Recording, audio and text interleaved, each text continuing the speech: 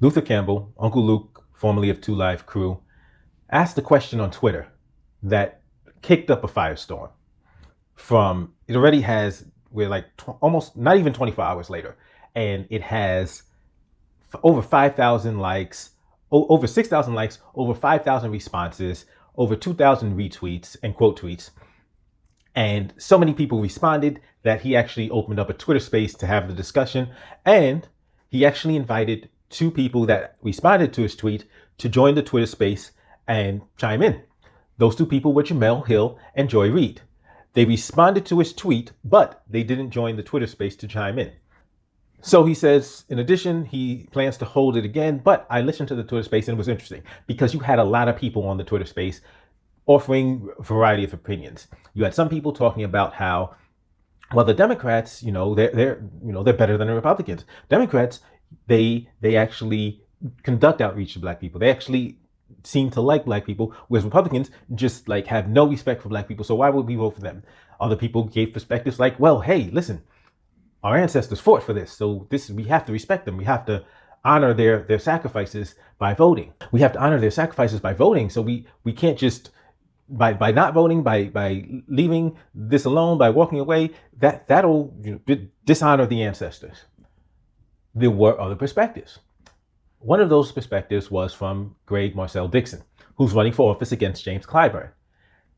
He says, even though he's running as a Democrat, he doesn't just allow the Democratic Party to do everything. He will call them out. By the way, that's why I say he's going to lose. Because if he is standing in opposition to the party will not support him. If he is not towing the party line, the party will not support him. Not to mention, James Clyburn has achieved a certain status within the party for many reasons, including basically handing Joe Biden the Democratic nomination in 2020. But Marcel Dixon was talking about how he's tired of the nonsense. He's tired of the playing games and telling, oh, Black people, it's on your because you're not fighting hard enough. He says Black people have done too much to get so little in return. That brings us to what Jemele Hill and Joy Reid said. Jemele Hill chimed in with questions, a lot of questions that were clearly leading questions, but leading to the conclusion of, well, there's nothing better to do. Well, what else are we going to do? Well, if we want change, we got to support them. We got to just keep doing what we've been doing, even though we're not getting results. Well, you don't want to empower the Republicans because then things will get worse. Joy Reid tweeted something similar in the vein of, well, there are 5 things that I think we need to worry about. This voting rights. The Republicans will take away our voting rights, a woman's right to choose, healthcare, the right to peacefully protest. And it's interesting because if you look at it, here in New York City, the bluest of the blue, NYPD officers were beating the crap out of peaceful protesters in 2020. And quite frankly, just period. Additionally, if you take a look at things like the upcoming decision with Roe v. Wade, guess what? The jab mandates help to undermine Roe v. Wade. Why?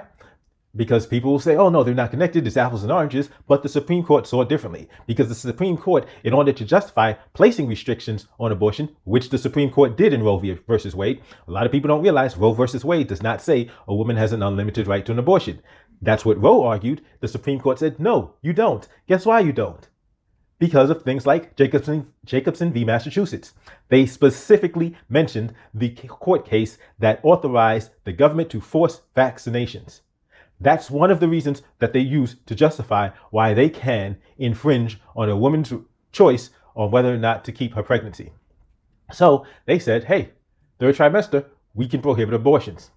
But the thing that I think is really interesting, the point that I think a lot of people don't realize, don't see, because you have to be involved in electoral politics to actually see this point, is the voting rights part.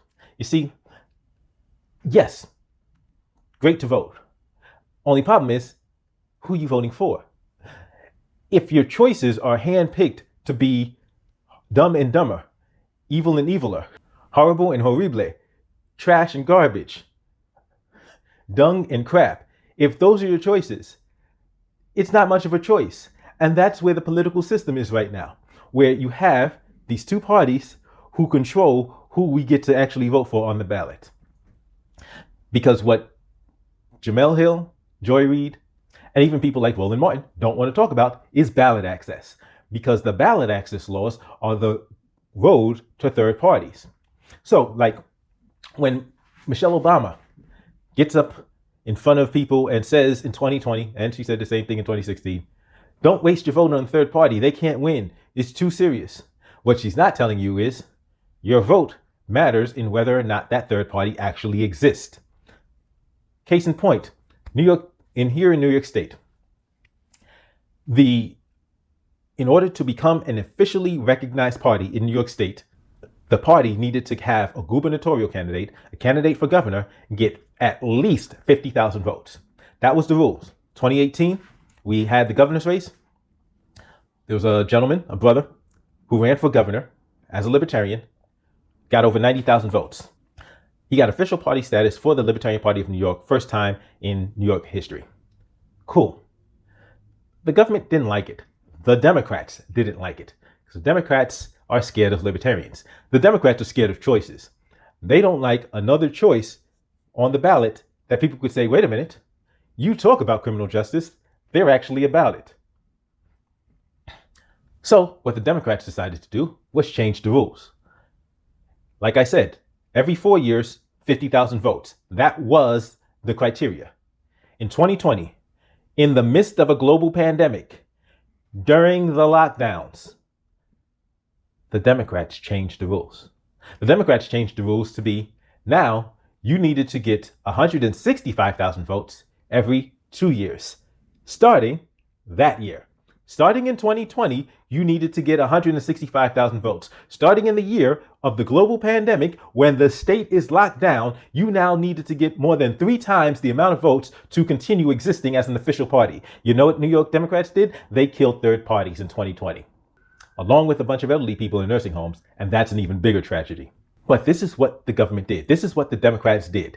They changed the rules, because now that statement where Michelle Obama is talking about, well, don't vote for a third party because they can't win. But in order for the third party to exist, we now needed to vote for that third party. This is what they don't tell us. This is what they don't tell you.